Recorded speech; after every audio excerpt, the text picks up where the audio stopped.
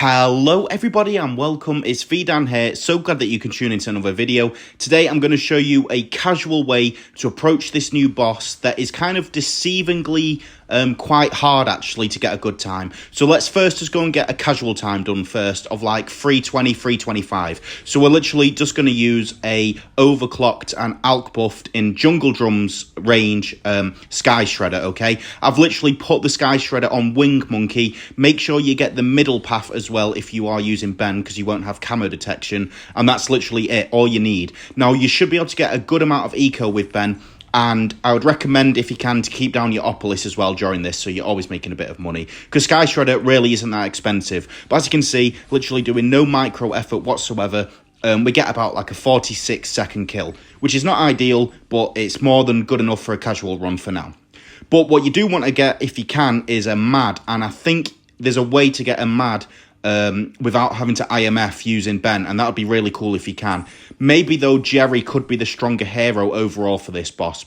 It's a deceptive map in the sense that traditionally this is a very easy map, right? For chimps, one of the easiest you can do because it's the longest track in the game. But for a boss, it's actually quite hard because it means you can accrue a very large penalty time. You need to be really kind of optimal with your early round defense. And also there's kind of a lot of obstacles blocking stuff. So spike storms may be a little more challenging to use. And I'm still trying to figure out a way to use them. So for the top 50 strategy, the optimized one, hopefully I'll be able to have spike storms working for that. But okay, what we're doing is we go into the traditional super easy casual strategy here. So we're getting BRF overclock. We've kept the Opolis down, and now we're going to just spam some central markets. In the meantime, I got a rubber to gold alchemist, then I got 3 mob maulers for round 50, and then the rest is let's just go and upgrade some central markets. So I got a total of 9 central markets because I misplaced a village, as you can see in the bottom left, where I cannot fit a farm between them, okay? So ideally, you actually want to be able to get 10, say, roughly. I always think if you're not going to rush a banana central,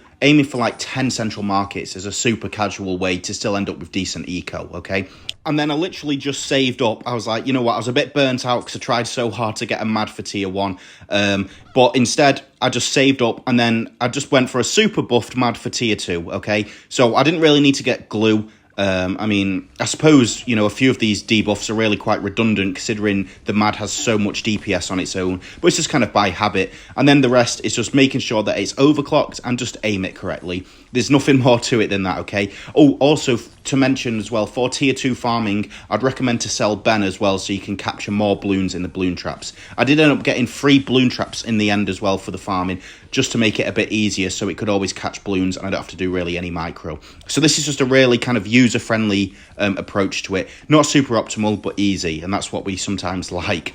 But yeah, I'd be interested to see what you guys think of this boss, because it really is, like I said, it's deceptive. It's actually quite challenging for a quick time. Okay, to proceed to tier 3 farming, I literally got a few tacks at the start. So I got a Ring of Fire, overdrive in range of a village with a alchemist. Then on 65, I upgraded it to tack zone because you do get that hard BRB to kill. In the meantime, you know the drill by now. Is we have central, we have 2 overclocks for a central, and then an individual overclock attached to each BRF, and you do overclock BRF, etc.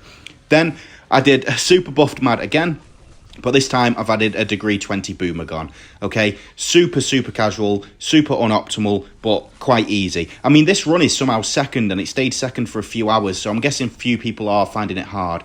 Now, I did actually put smines down. You don't need to do that. I was just kind of intrigued to see a bit of the DPS from it. If you targeted it right, I do think the DPS from smines is really quite useful. And obviously, at this portion of the track, Phayze is there for 2 of his phases, so I just wanted to try it, but you won't need to do that, okay? You can save the money and keep eco going, because this is the thing as well, like the eco on this map's not great because there's so minimal amounts of farming places as well, so there are quite a few obstacles to it. So to kind of overcome this fact that I can't put too many farms down once I've got, you know, Wall Street and Anopolis and stuff, I just went for a sniper spam as well, and just defend with a flying fortress for the tier 3 to tier 4 farming. Super easy, don't have to worry about a penalty, and you can just, you know, be overclocking away and doing all ability timings.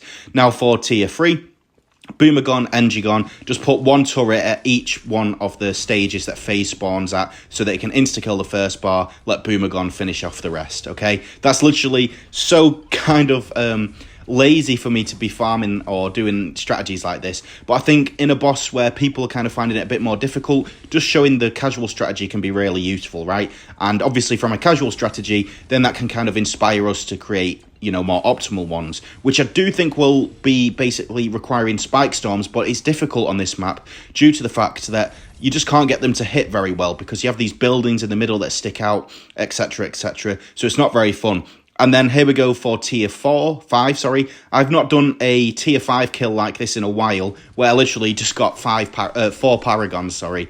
I mean, it feels almost completely newbie, but basically I had a degree 40 ace, degree 30 engigon, it was degree 30 for tier 4 as well, degree 30 boomer, and degree 20 ninja, or 22 ninja, I think it was, something like that. Then just kind of, you know, use the abilities correctly, place some turrets in some nice places so you can maybe sell 2 turrets at once when he's at a particular stage, and the rest is easy. Now, because it's so slow as well, I managed to use the ace ability twice, so for the first bar and for the final bar as well, which just shows that it's a suboptimal kill. If you can use ace ability twice, then you know you're not being quick enough. But you know, sometimes that's just what we need to do. Go for a casual approach. I don't know why I added any glues, by the way. I just wanted to use all the money up that I had, because the eco wasn't that great, as you can see by the end. But there we go. That's how to kill this boss in under 3 minutes 30. I hope this has helped, and I'll see you guys very soon.